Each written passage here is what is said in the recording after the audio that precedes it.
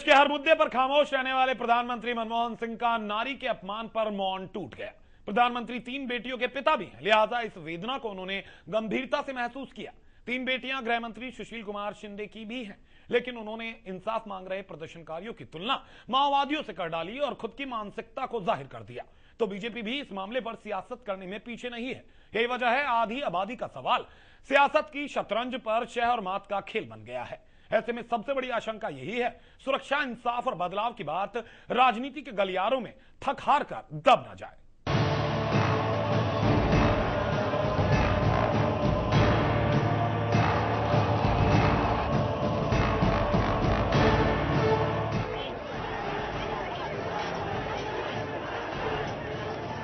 Gangrape के खिलाफ पूरा देश गुस्से में है।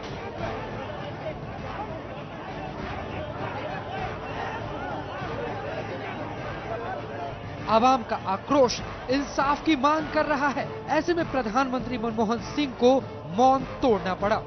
प्रधानमंत्री भावुक भी हुए और गैंगरेप की टीस को शब्दों में उकेड़ दिया। राष्ट्र के संबोधन में उन्होंने आवाम के गुस्से को जायज बताया और लोगों से हिंसा नहीं करने की अपील कर डाली।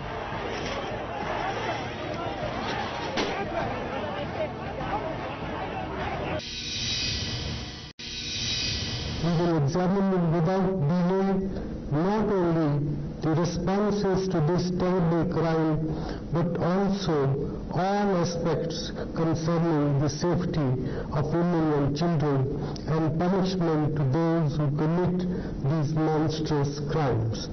Our government will keep you informed of the steps we are taking and the processes we are following. Fellow citizens, I appeal to all sections of society to maintain peace and help us in our efforts. 3 बेटियों के पिता प्रधानमंत्री मनमोहन सिंह इस मुद्दे पर बेहद संजीदा दिखे। 3 बेटियों के पिता गृह मंत्री सुशील कुमार शिंदे भी हैं, लेकिन शिंदे साहब कहते हैं गैंगरेप मामले में इंसाफ की मांग सभी हदों को पार कर रही है और उन्हें ऐसे प्रदर्शनकारियों से मिलना गवारा नहीं है। गृह मंत्री के बोल बेहद तीखे भी थे और भाषा बेतुकी नजर आई। यही वजह है शिंदे साहब ने दिल्ली के सड़कों पर प्रदर्शन कर रहे लोगों की तुलना माओवादियों से कर डाली। आज यहाँ दिल्ली में हो गया है। हमारे देश में बहुत जगह आदिवासी एरिया है, दलित लोग हैं, उन पर भी बहुत अत्याचार होते हैं और रोज हमारे पास कंप्लेंट आते हैं। तो जो इन रेप के केसेस से गरीब बेचारे पर होते हैं, तो उसके लिए भी मुझे सरकार चिंतित है। उसके लिए 4 तारीख को मैंने दिल्ली में देश के सभी डीजीपी और सभी चीफ सेक्रेटरीज की मीटिंग बुलाई है कि ये जो कानून है, ये केसेस है, इसमें कितनी कड़क कार्रवाई करनी चाहिए, ये भी मैं उस मीटिंग में निर्देश दे रहा हूं। सरकार की दलीलों से बीजेपी खफा नजर आई। बीजेपी प्रवक्ता प्रकाश जावड़ेकर कहते हैं आश्वासन नहीं, लोगों को अब इंसाफ चाहिए।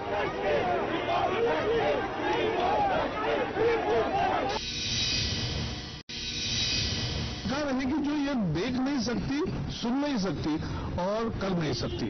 हमने उनको रास्ता भी दिखाया, लेकिन वो चलने को तैयार नहीं है और इसलिए मुझे लगता है कि ये इस आज के प्रधानमंत्री के बयान से कोई ज्यादा देश आश्वस्त नहीं हो सकता और इसलिए आज भारतीय जनता पार्टी की कोर ग्रुप की मीटिंग होगी, उसमें आगे का फैसला होगा। बीजेपी ने प्रधानमंत्री के संबोधन को भी आड़े हाथों लिया, जिस पर कांग्रेस की सफाई सुनने लायक है। कांग्रेस प्रवक्ता राशिद अलवी कहते हैं, किसी गंभीर मुद्दे पर प्रधानमंत्री ने पहली बार जबान खोली है और उस पर भी विपक्ष सवाल उठा रहा है। पहली बार है कि किसी एक मुद्दे पर प्रधानमंत्री ने देश के नाम संदेश दिया। भारतीय जनता पार्टी को इस मुद्दे पर राजनीति नहीं करनी चाहिए। हमारे दिल दुखे हुए हैं। हमें तकलीफ, जितनी तकलीफ उन लोगों को है जो सड़कों पर एहतजाज कर रहे हैं, उससे कम तकलीफ सरकार के लोगों को या कांग्रेस पार्टी के लोगों को नहीं। लेकिन कानून अगर जरूरत है तो सख्त बनेगा, जो जिम्मेदार हैं उन्हें सजा मिलेगी। कमीशन बना दिया गया है, 1 महीने में रिपोर्ट आएगी। इसके बाद भी अगर भारतीय जनता पार्टी इस पर राजनीति करती है तो ये दुर्भाग्यपूर्ण है। नारी को नारायणी कहने वाले देश में हुक्मरान सियासत में मशगूल हैं और सरकार के निजाम और विपक्ष के सेनापति बयानों के बाणों में उलझ रहे हैं। यही वजह है आधी आबादी का सवाल सियासत की शतरंज पर शह और मात का खेल बन गया है। ऐसे में सबसे बड़ी आशंका यही है कि सुरक्षा, इंसाफ और बदलाव की बात राजनीति के गलियारों में थक हार कर दब न जाए। गौरव तिवारी के साथ Alok Sangwan, MH1 news, Delhi. Delhi gangrape मामले पर बैठक और मुलाकातों का दौर भी चल रहा है। बीजेपी कोर ग्रुप की बैठक में इस मुद्दे पर सरकार को घेरा गया और तो केंद्रीय गृह मंत्री सुशील कुमार शिंदे भी लगातार मीटिंग कर रहे हैं। बैठकों के इस सिलसिले में दिल्ली के उपराज्यपाल तेजेंद्र खन्ना ने भी एक मीटिंग की और इस मामले के कई पहलुओं को बताया। दिल्ली गैंगरेप मामला सरकार के लिए चुनौती बन गया है तो मुख्य विपक्षी पार्टी बीजेपी इस मुद्दे के सियासी मायने निकाल रही है। इसी कड़ी में बीजेपी कोर ग्रुप की बैठक नितिन गडकरी के निवास पर हुई।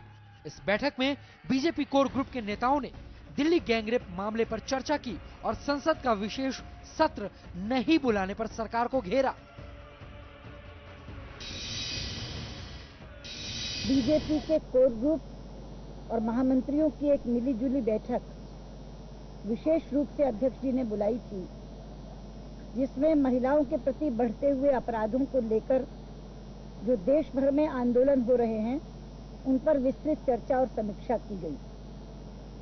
हमें इस बात का दुख है कि ये विषय संसद के दोनों सदनों में बहुत प्रभावी ढंग से हमारी ओर से उठाया गया था, लेकिन कोई संतोषजनक और समाधानकारक उत्तर सरकार की तरफ से नहीं आया। जब लोग आक्रोशित होकर के सड़कों पर उतर आए, तब हमने 2 सुझाव इस सरकार को दिए। पहला मेरी ओर से प्रधानमंत्री को दिया गया कि वो संसद का विशेष सत्र बुलाएं और जो मौजूदा कानून है उसको और ज्यादा कठोर बनाने के लिए संशोधन लेकर आएं। दूसरा सुझाव कल मैंने गृह मंत्री जी को दिया कि एक सर्वदलीय बैठक बुलाई जाए, जहां बैठकर सारी पॉलिटिकल क्लास इस चीज पर चर्चा करे और इसमें से कोई संतोषजनक उत्तर ढूंढे।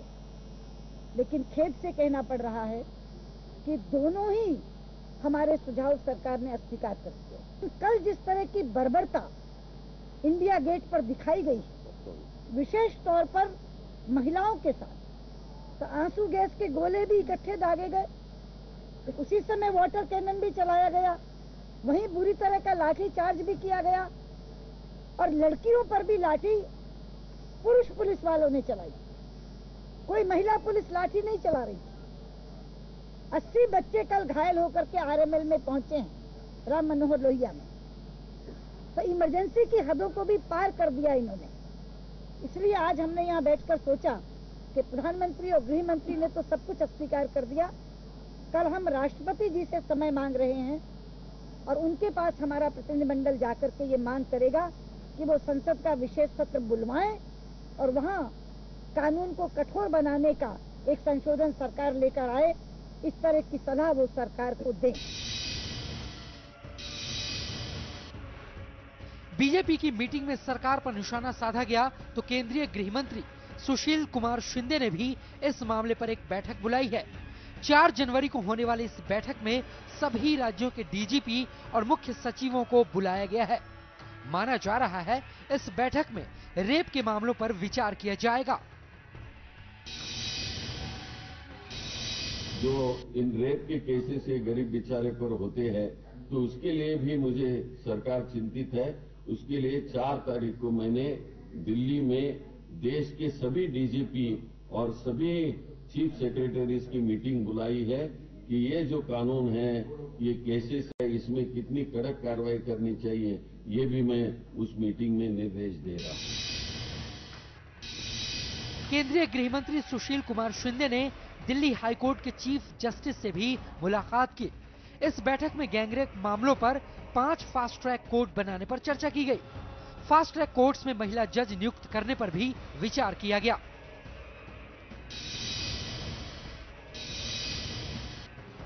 इस बैठक में एक बड़ा फैसला भी हुआ। दिल्ली गैंगरेप मामले की चार्जशीट दाखिल होने के बाद इस मामले की अगले महीने से रोज सुनवाई होगी। बैठकों और मुलाकातों के इस दौर में दिल्ली के उपराज्यपाल तेजेंद्र खन्ना ने भी एक मीटिंग बुलाई। इस मीटिंग में महिला संगठन, एनजीओ और सिविल डिफेंस के सदस्य शामिल थे। दिल्ली के उपराज्यपाल तेजेंद्र खन्ना ने दिल्ली गैंगरेप मामले को बेहद गंभीर बताया और लोगों के गुस्से को जायज करार दिया। पहला ये हमने निर्णय लिया कि क्योंकि ट्रैफिक पुलिस और पीसीआर वैन जो उस इलाके में इनकी जिम्मेदारी थी और प्राइमा फेसी ऐसा प्रतीत हुआ कि उन्होंने अपनी जिम्मेदारी को पूरी तरह से नहीं निभाया, क्योंकि आपको पता है ये कैंपेन चल रहा था कि जितनी भी गाड़ियां हैं किसी तरह की उसमें ब्लैक फिल्म या ऐसी डार्क फिल्म नहीं होनी चाहिए, और इस बस में डार्क फिल्म थी। शायद वो साउथ दिल्ली के इलाके में चलती भी रही, क्यों चल रही थी उस इलाके में, कैसे उसको इसकी अनुमति दी गई या अनदेखी की गई, तो इसलिए ये हमने फैसला किया कि, और इसी तरह से जो पीसीआर वैन्स वहां पे अपने घूमते रहते हैं वो भी क्यों नहीं ज्यादा सचेत थे, और किसी तरह से उनके नोटिस में ये बात आती कि ऐसी गाड़ी भगा के ले जा रहा है और वो भी जिसके अंदर फिल्म लगी हुई हो। तो हमने ये फैसला किया है कि 2 ऑफिसर जो इसमें डायरेक्टली इन्वॉल्व थे, एसीपी के लेवल के एसीपी ट्रैफिक हैं मोहन सिंह डाबस और ACP assistant commissioner police PCR van Yadram, इन दोनों को इमीडिएट इफेक्ट से सस्पेंशन के मैंने ऑर्डर्स किए हैं। और इनके जो 2 सुपरवाइजरी ऑफिसर हैं, डीसीपी ट्रैफिक प्रेमनाथ और डीसीपी पीसीआर सतबीर कटारा, इन दोनों के एक्सप्लेनेशन सीपी साहब कॉल कर रहे हैं मेरे आदेश पे, और उनके एक्सप्लेनेशन देखने के बाद ये मैं तय करूंगा कि उनके भी खिलाफ डिसिप्लिनरी कार्रवाई किस तरह से करनी मुनासिब होगी। इस बीच दिल्ली गैंगरेप केस की चर्चा के लिए बनी जस्टिस वर्मा कमेटी ने अपना काम शुरू कर दिया है। जस्टिस जेएस वर्मा ने कानून में बदलाव किए जाने की मांग पर लोगों से राय मांगी है। इस मामले में बनाई गई जस्टिस वर्मा कमेटी 30 दिनों के अंदर अपनी रिपोर्ट सौंपेगी। गौरव तिवारी के साथ आलोक सांगवान, MH1 न्यूज, दिल्ली। फिलहाल एक छोटा सा ब्रेक लेते हैं। ब्रेक के बाद भी MH1 न्यूज पर खबरों का सफर बदस्तूर जारी रहेगा।